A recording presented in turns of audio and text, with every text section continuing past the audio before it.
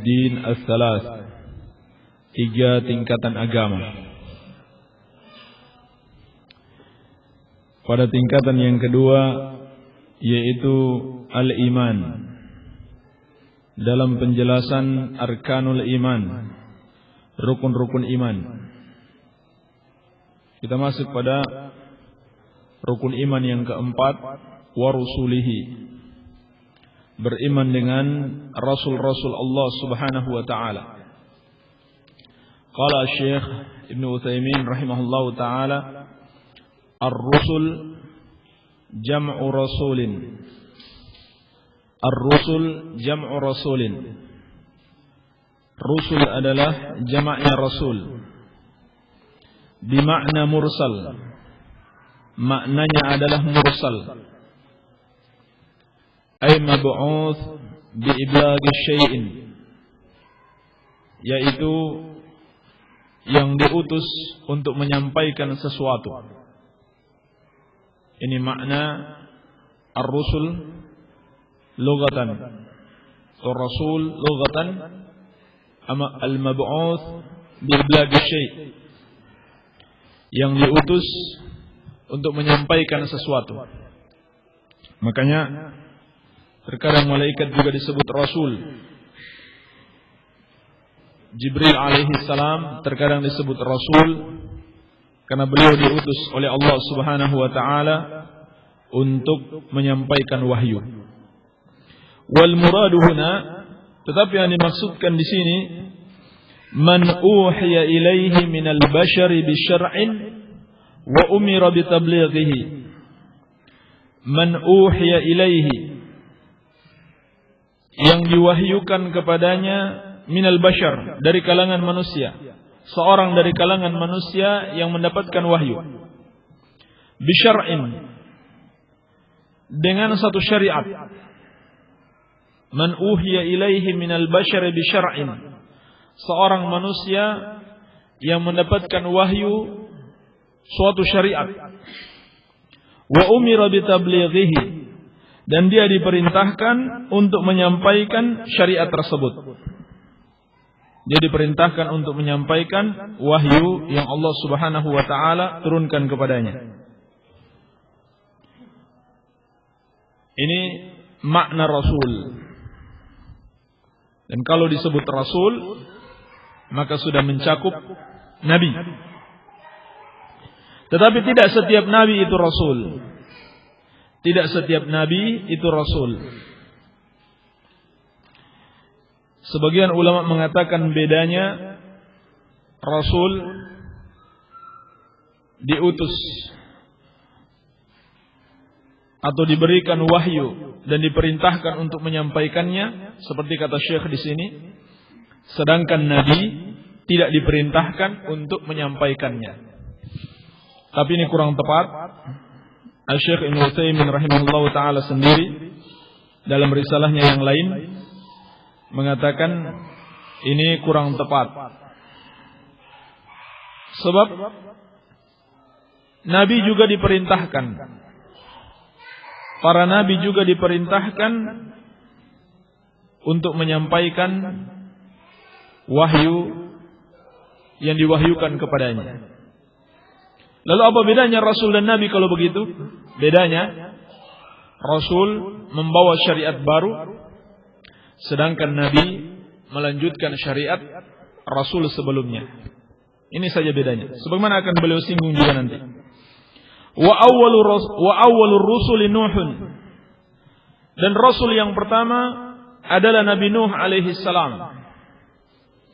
Kalau begitu, gimana dengan Adam?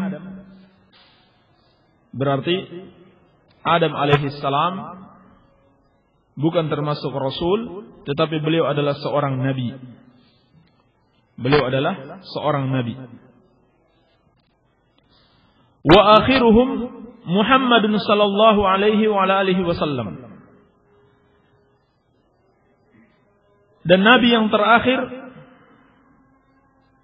juga rasul yang terakhir adalah Muhammad sallallahu alaihi wa alihi wasallam.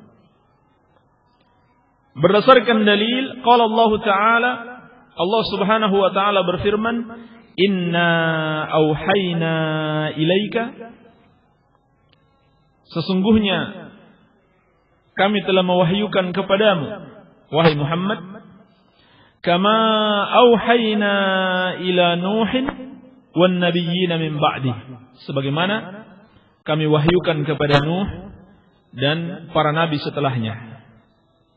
Ya, tidak disebutkan nabi dan rasul sebelum Nuh. Berarti Nuh alaihi salam adalah rasul yang pertama. Dan lebih tegas lagi dalam hadis syafa'ah, kata Syekh, wa fi sahih al-Bukhari an Anas bin Malik radhiyallahu anhu fi hadis syafa'ah. Di dalam sahih al-Bukhari dari sahabat yang mulia Anas bin Malik radhiyallahu anhu tentang hadis syafa'ah, yakni syafa'atul udma pada hari kiamat. Anna Nabiy sallallahu alaihi wasallam dzakara, bahwasanya Nabi sallallahu alaihi wasallam menyebutkan, anna an-nasa ya'tuna ila Adam, bahwasanya manusia datang kepada Nabi Adam, liyashfa'a lahum, agar memberikan syafaat kepada mereka.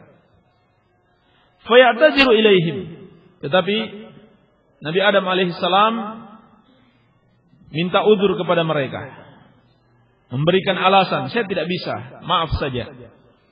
Wa yaqul, lalu kata Adam alaihi salam, u'tu Nuhan, datanglah kepada Nuh, awwala rasulin ba'athahu Allah, dialah rasul yang pertama yang Allah Subhanahu wa taala utus. Wa dzakara tamam al-hadits, kemudian disebutkan kesempurnaan hadisnya. Ini hadis yang panjang. Ini dalil yang tegas menunjukkan bahwasannya rasul yang pertama adalah Nabi Nuh alaihi salam. Dan itu pun dari ucapan Nabi Adam alaihi salam ketika di hari kiamat kelak. Baik. Adapun dalil bahwasannya Nabi Muhammad sallallahu alaihi wasallam adalah seorang rasul dan penutup para nabi. Wa qala Allah Ta'ala fi Muhammadin sallallahu alaihi wasallam, Allah Subhanahu wa taala berfirman tentang Nabi Muhammad sallallahu alaihi wasallam, "Ma kana Muhammadun aba ahadin min rijalikum, walakin Rasulullah wa khataman nabiyyin." Dalam surat Al-Ahzab ayat ke-40. "Ma kana Muhammadun aba ahadin min rijalikum."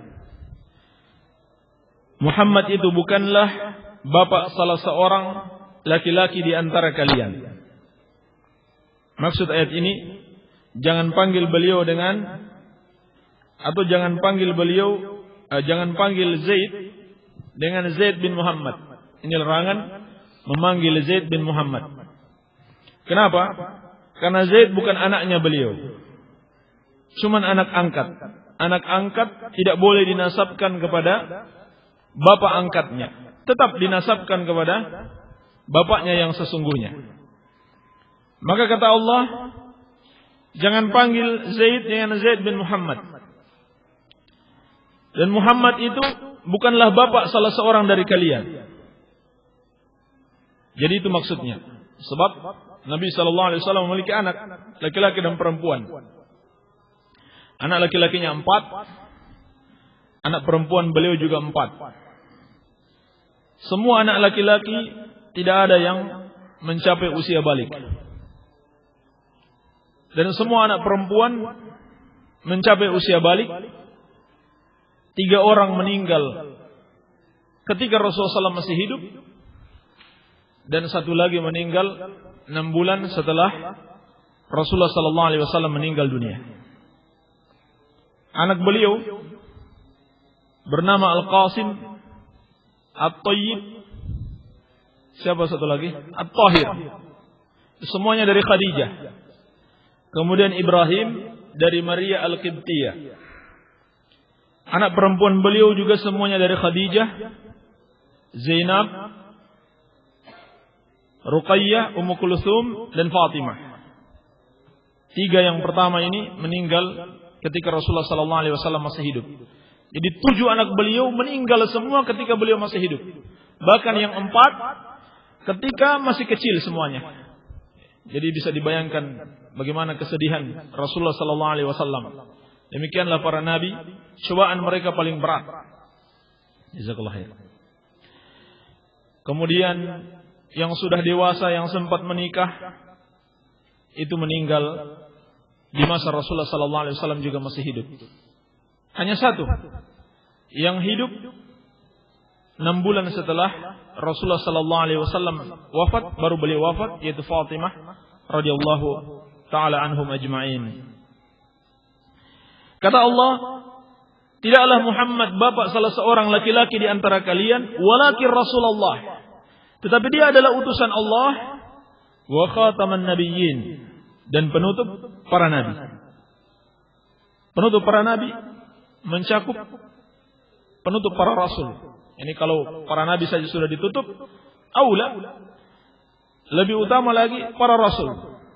Ini dalil yang tegas menunjukkan bahwa Rasulullah sallallahu alaihi wasallam benar-benar seorang rasul, dan juga menunjukkan bahwasanya beliau adalah nabi yang terakhir. Dan hadis-hadis banyak sekali. Hadis-hadis mutawatir dari Rasulullah sallallahu alaihi wasallam bahwasanya la nabiyya ba'dah, tidak ada nabi setelah Rasulullah sallallahu alaihi wasallam. Oleh karena itu, siapa yang mengaku nabi setelah Rasulullah sallallahu alaihi wasallam diutus, maka dia kadzab, dajjal, affakun athim. Dia adalah pendusta, dajjal, lagi banyak berbuat dosa. Seluruh yang mengaku nabi setelah Rasulullah sallallahu alaihi wasallam diutus. Jadi bukan setelah Rasulullah meninggal saja.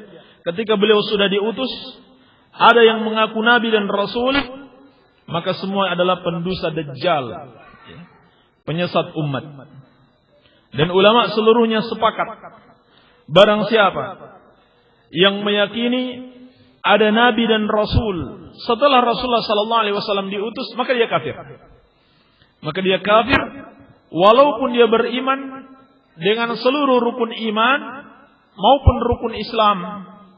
Tetapi kalau dia meyakini ada nabi lain setelah Rasulullah sallallahu alaihi wasallam diutus, maka dia kafir.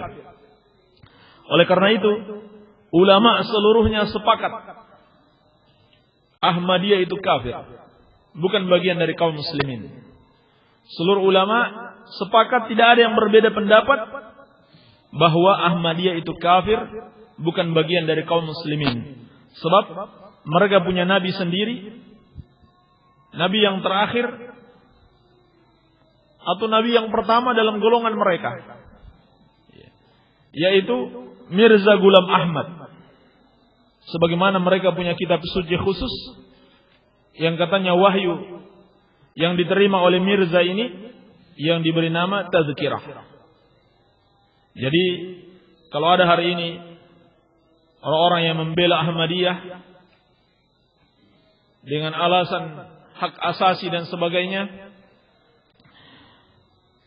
sama-sama berhak menentukan keyakinan masing-masing, semua ajaran benar, maka dia adalah orang yang tidak mengerti permasalahannya, tidak mengerti, tidak tahu hakikat Ahmadiyah, dan tidak mengerti hakikat agama Islam, hakikat akidah Islam yang sebenarnya.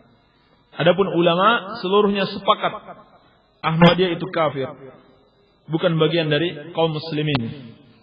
Baik. Walam takhlu ummatun min rasulin yab'athuhu Allah Ta'ala bi syari'atin mustaqillah ila qaumih. Dan tidak ada satu umat pun yang kosong dari seorang rasul. Allah utus dengan suatu syariat tersendiri kepada kaumnya. Au nabiyyun yuha ilaihi bi syari'atin min qablihi liyujaddidaha, atau seorang nabi yang diwahyukan syariat nabi sebelumnya untuk dia melakukan tajdid, pembaruan. Jadi ini perbedaan rasul dan nabi. Kata Syekh, rasul diberikan syariah mustaqillah, syariah tersendiri, berbeda dengan syariat nabi sebelumnya. Adapun Nabi yuha ilaihi bi syari'ati min qablih.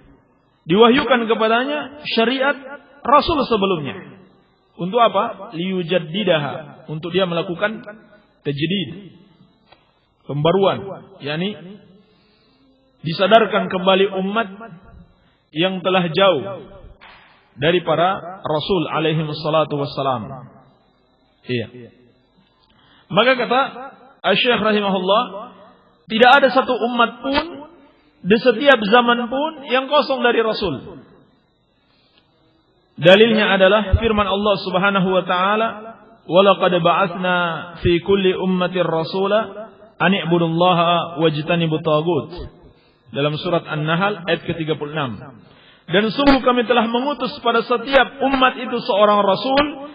Setiap rasul menyerukan an i'budullah wajtanibut taghut.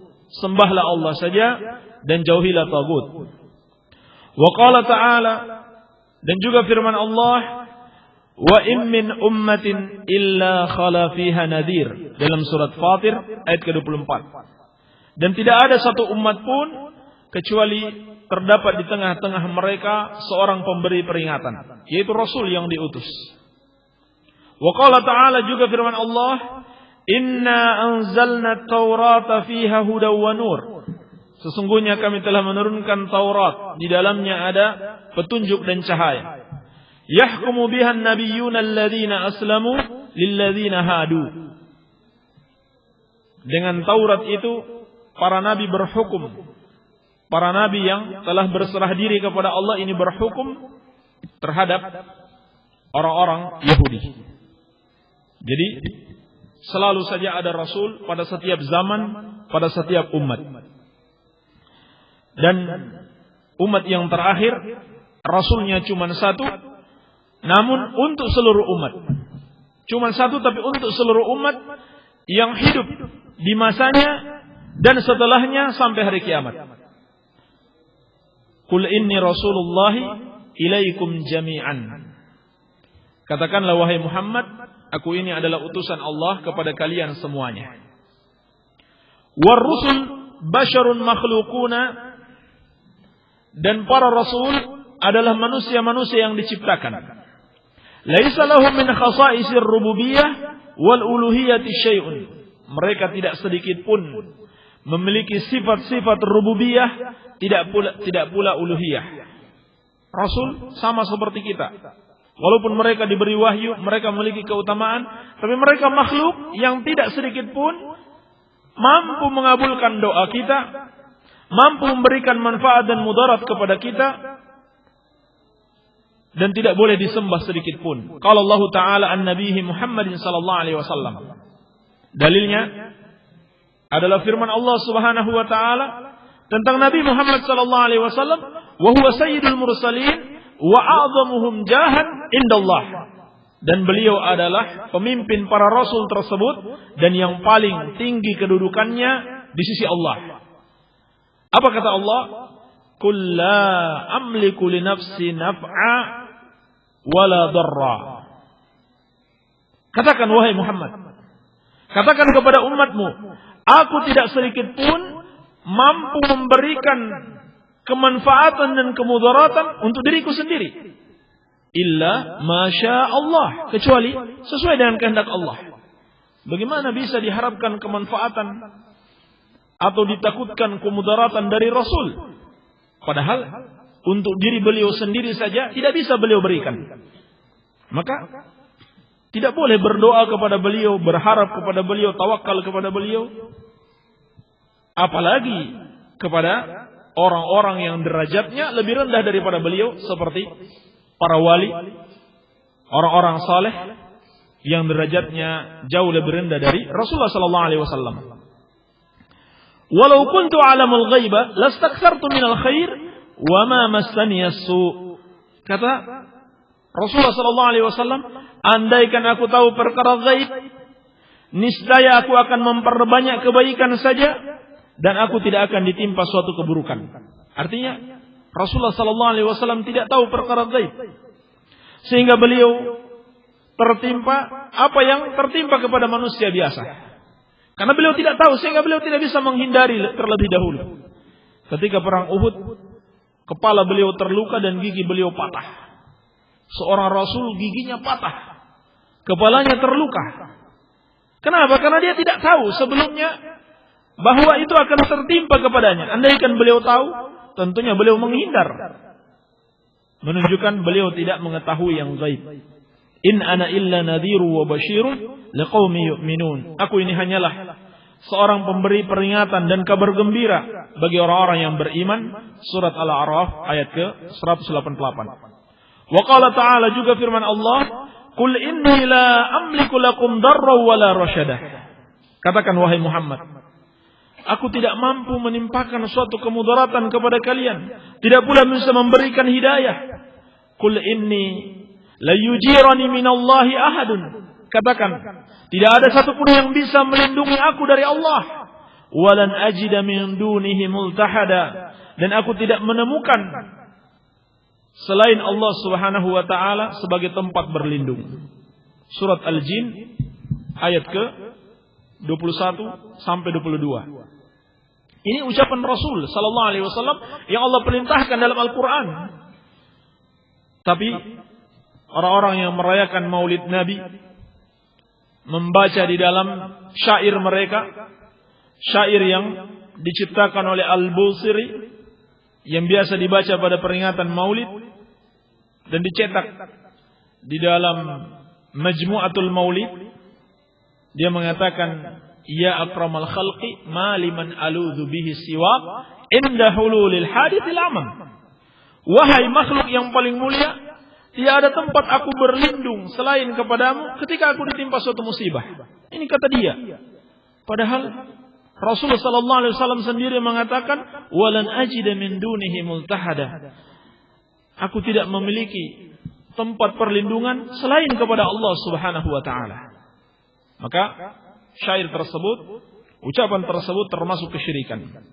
Wa talhaquhum khasaisul bashariyah minal marad wal maut wal haja ila at-ta'ami wasyarabi. Oleh karena itu juga berlaku bagi mereka sifat-sifat kemanusiaan. Apakah itu sakit, kematian, dan kebutuhan terhadap makan dan minum, wa ghairi dzalik, dan selain itu. Sama seperti kita. Kita sakit, kita mati, kita butuh makan dan minum, demikian pula para rasul. Qala Allah Ta'ala an Ibrahim alaihi salatu wassalam fi wasfihi li rabbih ta'ala. Allah berfirman tentang ucapan Nabi Ibrahim alaihissalam ketika dia mensifatkan Rabb-Nya Subhanahu wa taala, walladzi huwa yud'imuni wa yasfin. Dan dialah Allah yang memberikan aku makan dan menyembuh, wa yasqin, dan memberikan aku minum. Wa idza maridtu fa huwa yashfin. Dan apabila aku sakit, dialah yang menyembuhkan aku. Walladzi yumituni tsumma yuhyin. Dan dialah yang mematikan aku, kemudian akan menghidupkan aku. Asy-Syu'ara ayat 79 sampai ke 81. Wa qala Nabi sallallahu alaihi wasallam, dan Nabi sallallahu alaihi wasallam bersabda, "Innama ana basyarum mithlukum, ansa kama tansaun, fa idza nasitu fadzakkiruni." Aku ini manusia biasa seperti kalian juga. Kalau aku lupa, aku ini manusia biasa seperti kalian juga. Aku lupa sebagaimana kalian lupa. Maka apabila aku lupa, ingatkan aku. Ini dikatakan oleh Rasulullah sallallahu alaihi wasallam ketika beliau lupa bacaan suatu ayat. Jadi kalau imam-imam kita ada terlupa suatu ayat, itu biasa. Bahkan Rasulullah sallallahu alaihi wasallam juga lupa. Ketika itu tidak ada sahabat yang memperingatkan beliau. Maka kata beliau, aku manusia biasa seperti kalian juga. Aku lupa, kalian juga lupa. Maka kalau aku lupa, ingatkan ayat tersebut. Baik. Demikian pula ketika Rasulullah SAW lupa, sudah sholat berapa rakaat? Sholat 4 rakaat, cuma dikerjakan 2 rakaat. Tidak ada yang memperingatkan. Takut, khawatir. Jangan-jangan memang sudah seperti itu, padahal beliau lupa. Maka beliau katakan, aku ini manusia biasa seperti kalian juga. Aku lupa sebagaimana kalian lupa. Maka jika aku lupa, ingatkan aku. Hadis diriwayatkan oleh Al-Imam Al-Bukhari dan Muslim dari Abdullah bin Mas'ud radhiyallahu anhu. Wa qad wasafahumullah ta'ala bil 'ubudiyyati lahu fi a'la maqamatihim. Dan Allah telah mensifatkan mereka dengan al-ubudiyah, penghambaan, yang merupakan derajat mereka yang paling tertinggi. Wa fi siyaqi tsana 'alaihim, dan Allah sifatkan penghambaan itu terhadap mereka dalam konteks pujian terhadap mereka. Faqala ta'ala fi Nuhin alaihi salam, maka Allah berfirman tentang Nuh alaihi salam, innahu kana 'abdan syakura. Surat Al-Isra ayat ketiga. Sesungguhnya Nuh adalah hamba yang bersyukur. Jadi dia adalah seorang hamba, bukan seorang yang disembah. Wa qala fi Muhammadin sallallahu alaihi wasallam, demikian pula Allah berfirman tentang Muhammad sallallahu alaihi wasallam, tabarakalladzi nazzala al-furqana ala 'abdihi liyakuna lil 'alamin nadhira. Surat Al-Furqan ayat pertama. Maha berkah Allah yang telah menurunkan Al-Quran atas hambanya, yakni Nabi Muhammad dikatakan hamba. Beliau hamba, sama seperti kita hamba. Liyakuna lil 'alamin nadhira, agar beliau menjadi pengingat bagi seluruh alam ini. Wa qala fi Ibrahim wa Ishaq wa Yaqub sallallahu alaihi wasallam. Demikian pula Allah berfirman tentang Ibrahim, Ishaq dan Yaqub. Wadhkur ibadana Ibrahim wa Ishaq wa Yaqub. Dan ingatlah hamba-hamba kami. Allah katakan mereka adalah hamba-hambanya. Ibrahim, Ishaq dan Yaqub. Ulil aidi wal absar, pemilik kekuatan dan pandangan. Kekuatan di sini maksudnya adalah kekuatan dalam beramal saleh, dan al absar, pandangan di sini adalah ilmu. Allah berikan mereka kekuatan dan ilmu, kekuatan untuk beramal saleh dan ilmu. Inna akhlasnahum bi khalisatin dzikrad dar. Sesungguhnya kami telah menyucikan mereka dengan satu penyucian, apa itu? Zikrad dar, selalu mengingat akhirat. Inilah sifat para nabi dan rasul, selalu mengingat akhirat. Tidak ada kepentingan mereka dengan dunia ini. Wa innahum indana laminal mustafainal akhyar, dan sesungguhnya mereka di sisi kami adalah orang-orang yang terpilih. Surat Shad ayat ke-45 sampai ke-47. Wa qala fi Isa bin Maryam alaihi wassalam. Demikian pula Allah berfirman tentang Nabi Isa bin Maryam alaihi wassalam. In huwa illa 'abdun an'amna alaihi. Tidaklah beliau itu kecuali hamba yang kami berikan nikmat. Jadi Nabi Isa alaihi salam bukan Tuhan, bukan sesembahan, bukan pencipta. Beliau hanyalah hamba seperti kita juga. Kami wahyukan kepadanya, kami berikan kenikmatan, wa ja'alnahu mathalan li bani Israil, dan kami jadikan beliau itu sebagai contoh bagi Bani Israel. Surat Az-Zukhruf ayat ke-59. Ayat-ayat ini seluruhnya menerangkan bahwa para nabi dan rasul hanyalah manusia biasa seperti kita juga, tidak memiliki karakter rububiyah dan uluhiyah sedikit pun. Wal imanu bir rusul yatadammanu arba'ata umurin. Dan ini yang paling penting, beriman dengan para rasul mencakup keimanan terhadap 4 perkara. Al-awwal al-imanu bi anna risalatahum haqqun min Allah Ta'ala. Yang pertama, beriman bahwasannya risalah yang mereka bawa itu benar-benar berasal dari Allah Subhanahu wa taala. Harus kita imani kebenaran risalah yang mereka bawa. Faman kafara bi risalati wahidin minhum faqad kafara bil jami'. Maka barang siapa mengingkari kerasulan salah seorang dari mereka, itu sama saja berarti dia mengingkari seluruhnya.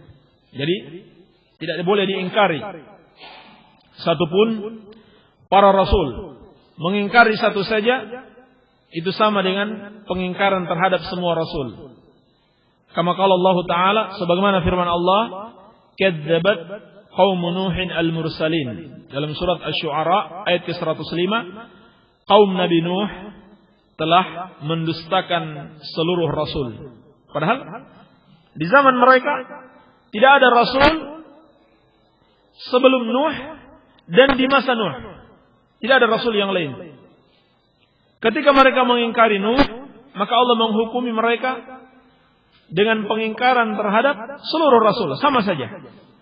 Demikian pula orang-orang Yahudi yang mengaku beriman kepada Nabi Musa alaihi salam, tetapi setelah kedatangan Rasulullah sallallahu alaihi wasallam, kedatangan Nabi Muhammad, mereka tidak beriman kepada beliau, sama saja. Berarti dia mengingkari Nabi Musa alaihi salam. Demikian pula orang-orang Nasrani yang mengaku beriman kepada Nabi Isa alaihi salam, mengaku beriman kepada Yesus, tetapi setelah Rasulullah sallallahu alaihi wasallam diutus, mereka malah mendustakan Rasulullah sallallahu alaihi wasallam. Itu sama saja dia tidak beriman dengan Yesus. Sama saja dia tidak beriman dengan Nabi Isa alaihissalam atau dengan Yesus putra Maryam. Sama. Sebab dia telah pengingkaran terhadap Nabi Muhammad, berarti pengingkaran terhadap seluruh rasul. Bahkan terlebih lagi Nabi Isa alaihissalam, Yesus putra Maryam, telah mengkabarkan kepada mereka akan datangnya Nabi yang terakhir dan berpesan kepada mereka untuk ikuti dia. Berpesan kepada mereka untuk ikuti dia. Dan bagi mereka yang masih berpegang teguh dengan ajaran Nabi Isa alaihissalam, ajaran Yesus yang sebenarnya, yang belum disimpangkan oleh para pendeta mereka, maka dia akan mengikuti Nabi Muhammad. Ya, seperti dalam kisah Salman. Ya, nanti dilihat bagaimana luar biasa kisah Salman Al-Farisi radhiyallahu anhu. Beliau berpindah dari satu pendeta ke pendeta lainnya. Setiap pendeta yang dia datangi di gereja-gereja mereka selalu berpesan, nanti akan datang Nabi Muhammad sallallahu alaihi wasallam. Dipesankan tanda-tandanya, dipesankan di mana dia akan dilahirkan, di mana dia akan berhijrah. Sehingga Salman sebelum Rasulullah SAW datang di Madinah, beliau sudah tunggu. Beliau sudah ada di sana menunggu Rasulullah SAW. Kenapa? Karena kabar-kabar dari Injil yang dipesankan para guru-gurunya, para pendeta-pendeta Nasrani yang masih benar-benar mengikuti ajaran Nabi Isa alaihissalam atau ajaran Yesus. Wa mubasysyiran bi rasulin ya'ti min ba'di ismuhu Ahmad.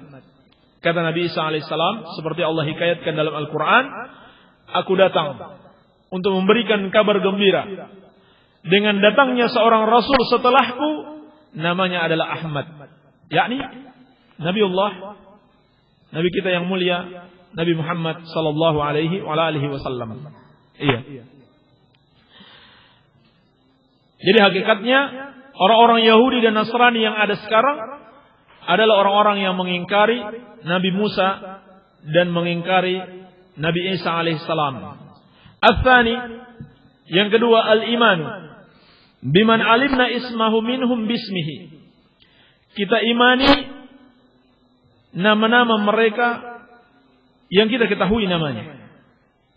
Seperti Muhammad, Ibrahim, Musa, Isa, dan Nuh alaihimussalatu wassalam. Dan mereka yang 5 ini disebut sebagai ulul azmi minar rusul. Sebagaimana Allah terangkan dalam surat Al-Ahzab ayat ke-7 dan juga surat Asy-Syura ayat ke-13. Ini 2 ayat yang menjelaskan ulul azmi minar rusul ada 5, Muhammad, Ibrahim, Musa, Isa, dan Nuh. Dan ini penyebutan sesuai keutamaan. Sesuai keutamaan. Penyebutan asy-syekh bukan sesuai zaman, tetapi sesuai keutamaan. Muhammad, di bawahnya Ibrahim, di bawah Ibrahim Musa, di bawah Musa Isa, dan di bawahnya lagi Nuh alaihissalatu wassalam. Wa amma man lam na'lam ismahu minhum fanu'minu bihi ijmalan. Adapun yang kita tidak ketahui nama mereka, maka kita imani secara global. Maksudnya secara global bahwa ada nabi yang kita tidak ketahui nama-namanya. Banyak ada nabi dan rasul yang kita tidak ketahui namanya. Kalau Allah mengatakan, "Walaqad ba'atsna fi kulli ummatin rasula an ibudullaha wajtanibut tagut." Dan tidaklah kami mengutus pada setiap umat, setiap kaum itu seorang rasul. Kalau begitu berapa banyak rasul? Sedangkan umat itu telah berlalu berapa waktu yang lama, berapa banyak umat. Maka kita imani ada para nabi dan rasul tersebut walaupun kita tidak tahu namanya. Dan Allah jelaskan sendiri dalam Al-Quran bahwa ada rasul yang Allah kisahkan dan ada yang tidak Allah kisahkan. Sebagaimana firman Allah, "Walaqad arsalna rusulan min qablika minhum man qasasna 'alaika wa minhum man lam naqsus 'alaika." Surat Ghafir ayat ke-78. Dan sungguh kami telah mengutus para rasul sebelum engkau, di antara mereka ada yang kami kisahkan kepadamu dan di antara mereka ada yang tidak kami kisahkan kepadamu. Jadi ada rasul yang kita ketahui kisahnya baik dalam Al-Quran dan As-Sunnah, bahkan kita ketahui nama-nama mereka secara detail, dan ada yang tidak kita ketahui. Maka yang tidak kita ketahui ini kita imani secara global. Tetapi jangan mengira-ngira tanpa adanya dalil.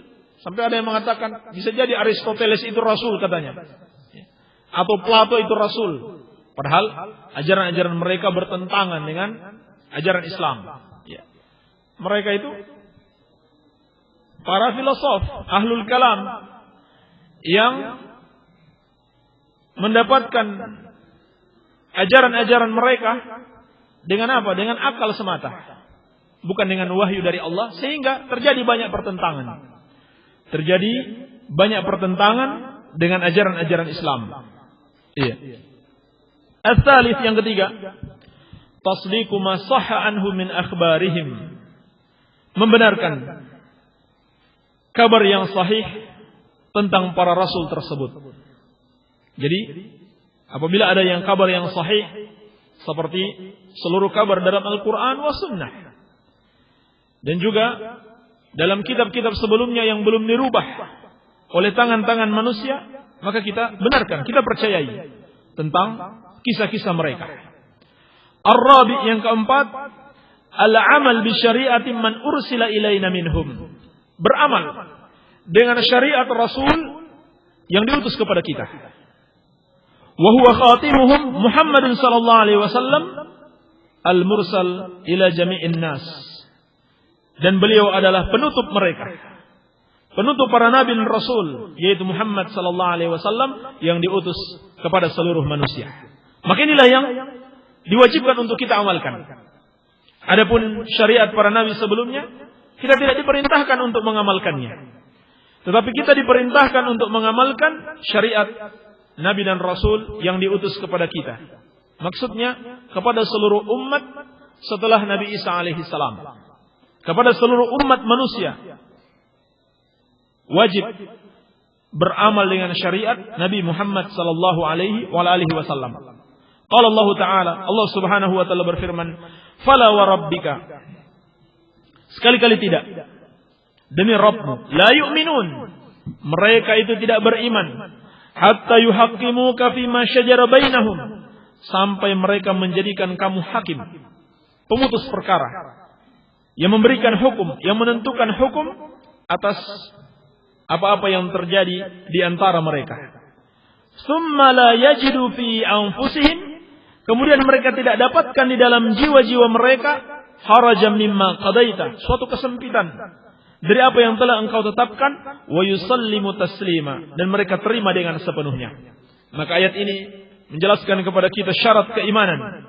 Syarat dikatakan sebagai mukminun, orang-orang yang beriman, adalah menjadikan Rasulullah sallallahu alaihi wasallam syariat beliau sebagai syariat untuk segala permasalahan kita. Kemudian tidak ada kebencian terhadap syariat beliau. Kita terima, tunduk sepenuhnya dengan syariat beliau. Surat An-Nisa ayat ke-65 menjelaskan kepada kita wajibnya mengamalkan syariat yang dibawa oleh Rasulullah sallallahu alaihi wasallam. Walil imani bir rusul thamaratun jalilatun minha, dan beriman kepada para rasul, terdapat buah-buah yang agung. Di antaranya al-ula al-ilmu bi rahmatillahi ta'ala wa inayatihi bi ibadihi. Ilmu tentang rahmat Allah, kasih sayang Allah, dan perhatiannya kepada hamba-hambanya. Haitsu arsala ilaihimur rusula liyahduhum ila siratillahi ta'ala. Ketika Allah mengutus kepada para hamba itu para rasul untuk menunjukkan mereka jalan Allah Subhanahu wa taala. Wa yubayyinu lahum kaifa ya'buduna Allah, dan menjelaskan kepada mereka bagaimana mereka beribadah kepada Allah Subhanahu wa taala. Li'anna al-aqla al-bashariyya la yastaqillu bi ma'rifati dzalik. Sebab akal manusia tidak akan mungkin dengan sendirinya mengetahui bagaimana cara dia beribadah kepada Allah secara detail. Tidak mungkin. Jadi, disinilah pentingnya pengutusan para rasul. Sebab kita tidak mungkin mengetahui bagaimana cara kita beribadah kepada Allah. Kalau mengetahui kewajiban beribadah, mungkin bisa. Sebab itu fitrah. Sebab itu fitrah manusia. Mengetahui Allah Subhanahu wa taala sebagai pencipta, sebagai sesembahan yang hak, itu sudah fitrah manusia. Tetapi bagaimana cara kita beribadah kepada Allah itu tidak mungkin diketahui dengan akal kita. Bagaimana cara kita sholat? Apakah kita bisa mengolah akal kita kemudian kita ketahui, oh ternyata sholat zuhur 4 rakaat, asar 4 rakaat, maghrib 3 rakaat, dan seterusnya. Tidak. Sama sekali tidak ada akal manusia yang bisa mengetahui hal ini tanpa adanya wahyu dari Allah Subhanahu wa ta'ala. Maka ini menunjukkan kasih sayang Allah dan perhatiannya kepada hamba-hambanya. Dan ini juga sekaligus menunjukkan kepada kita bahwasannya para rasul itu diutus memang untuk diteladani. Terutama di dalam beribadah kepada Allah Subhanahu wa ta'ala. Andaikan kita sepakat, dan memang kita sepakat, para rasul adalah sebaik-baik teladan di dalam hubungan antara sesama manusia. Tidak ada yang lebih baik dari para rasul.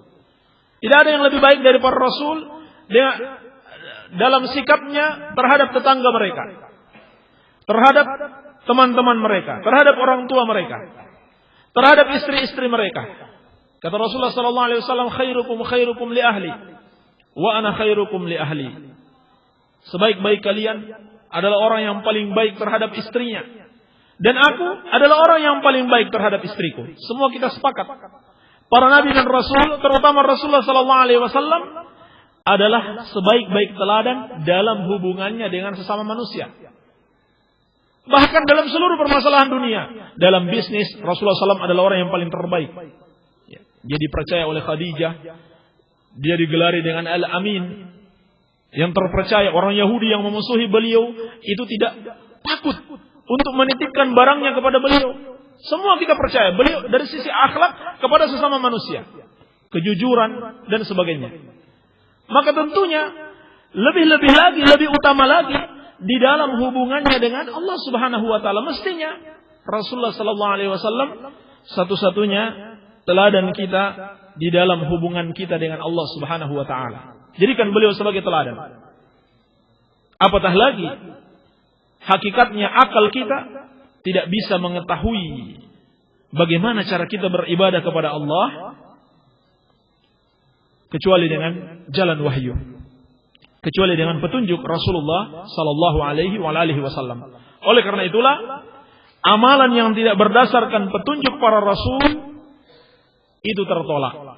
Itu tertolak. Sebab tidak ada gunanya rasul diutus kalau setiap orang bisa membuat cara-cara baru di dalam agama, lalu dia katakan ini kan baik.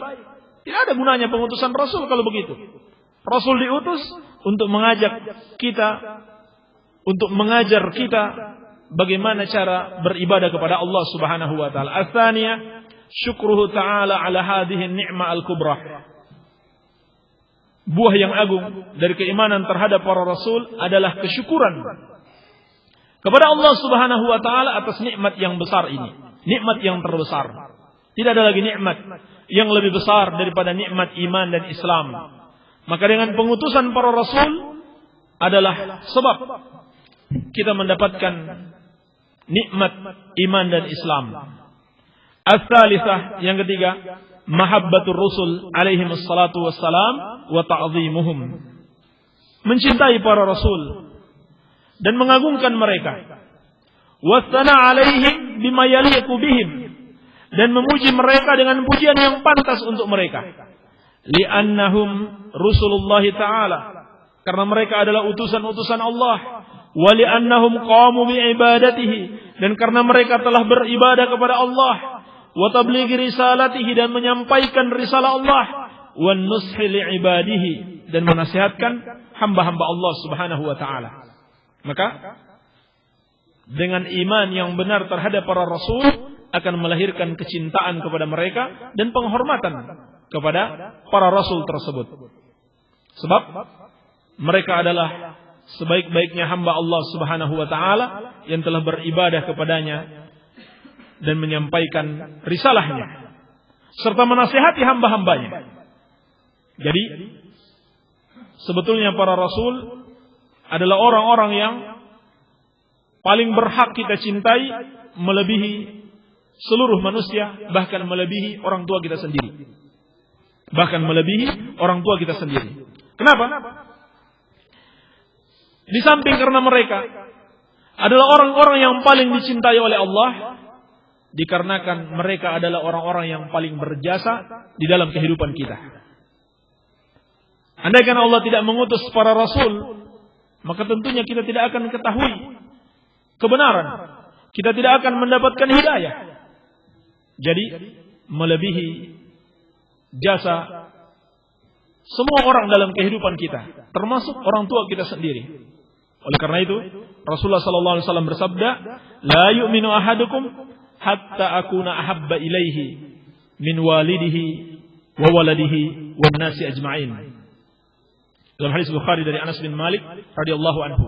Tidak beriman salah seorang dari kalian sampai dia jadikan aku yang paling dia cintai melebihi kecintaannya terhadap anaknya, melebihi kecintaannya terhadap orang tuanya, dan melebihi kecintaannya terhadap seluruh manusia. Demikianlah kita dituntut untuk mencintai para nabi dan rasul adalah lebih kita cintai dari seluruh manusia, termasuk orang tua kita sendiri dan termasuk anak kita sendiri. Baik. Kalau demikian kita dituntut dalam mencintai para rasul, maka bagaimana lagi dalam mencintai Allah subhanahu wa ta'ala. Pada bagian akhir, Asy-Syaikh rahimahullah ta'ala membantah syubhat kaum musyrikin yang mengingkari para rasul. Apa syubhat mereka? Syubhat mereka adalah sesuatu yang sederhana, dapat dibantah oleh orang yang berakal, walaupun mungkin orang tersebut tidak pernah membaca ayat tentang bantahan terhadap mereka. Sebab ini syubhat orang-orang jahiliyah, orang-orang bodoh. Seperti Allah Subhanahu wa taala kabarkan dalam surat Al-Isra, "Wa ma mana'an nasa ayyu'minu idh ja'ahumul huda." Dan tidak ada yang menghalangi manusia tersebut untuk beriman ketika telah datang kepada mereka hidayah, illa an qalu, kecuali karena mereka mengatakan, aba'atsallahu basyarar rasula, apakah Allah mengutus manusia sebagai rasul? Yang mereka ingkari, masa manusia dijadikan rasul, dijadikan utusan? Maka Allah subhanahu wa ta'ala membantah mereka, qul law kana fil ardi malaikatu yamshuna mutmainnina lanazzalna alaihim minas sama'i malakar rasula. Katakan, andaikan di muka bumi ini adalah malaikat yang berjalan dengan tenang, maka tentunya kami akan menurunkan kepada mereka dari langit malaikat sebagai rasul. Tetapi karena manusia yang di muka bumi bukan malaikat, maka manusia yang diutus sebagai rasul, supaya benar-benar jadi teladan. Nanti kalau diutus malaikat, mereka bikin alasan lain lagi. Dia kan malaikat, pantas kalau dia bisa beribadah kepada Allah, dia bisa begini, bisa begitu. Maka Allah subhanahu wa ta'ala mengutus rasul dari kalangan manusia agar benar-benar dijadikan teladan. Tetapi sesungguhnya alasan mereka itu hanya alasan yang mereka buat-buat. Sesungguhnya mereka hanya tidak ingin meninggalkan ajaran nenek moyang mereka. Seperti ayat yang terakhir disebutkan oleh Syekh dalam surat Ibrahim, in antum illa basyarum mithluna turiduna an tasudduna amma kana ya'budu aba'una fa'tuna bisultanin mubin. Kata mereka, kalian wahai para rasul hanyalah manusia seperti kita juga. Kalian ingin menghalangi kita dari apa yang disembah oleh nenek moyang kita. Ini hakikatnya. Ini hakikat orang-orang yang tidak mau menerima kebenaran semenjak dahulu sampai hari ini. Mereka tidak mau menerima seorang yang menyampaikan kebenaran dengan alasan macam-macam. Kadang mereka katakan dia kan masih muda, tidak jelas belajarnya di mana, atau alasan-alasan yang lain, atau dia bukan orang kampung kita, dia bukan tokoh kita. Sebetulnya yang mereka inginkan di situ untuk mempertahankan ajaran sesat mereka agar tetap diamalkan oleh masyarakat. Maka kata mereka, fa'tuna bisultanin mubin, datangkan suatu bukti yang terang, yakni mukjizat. Qala lahum rusuluhum, maka para rasul itu berkata kepada mereka, innahnu illa basyarum mithlukum, tidaklah kami kecuali manusia seperti kalian juga. Walakinnallaha yamunnu ala man yasha'u min ibadihi, akan tetapi Allah memberikan kenikmatan kepada siapa yang Allah kehendaki dari hamba-hambanya. Yakni Allah berikan kepada mereka wahyu karena Allah menghendaki, walaupun mereka manusia biasa. Wa ma kana lana an na'tiyakum bisultanin illa biiznillah, dan tidaklah kami bisa mendatangkan kepada kalian suatu bukti kecuali dengan izin Allah, yakni mukjizat. Sultan, mukjizat. Tidaklah kami datangkan mukjizat tersebut kecuali dengan izin Allah. Menunjukkan apa? Mereka manusia biasa.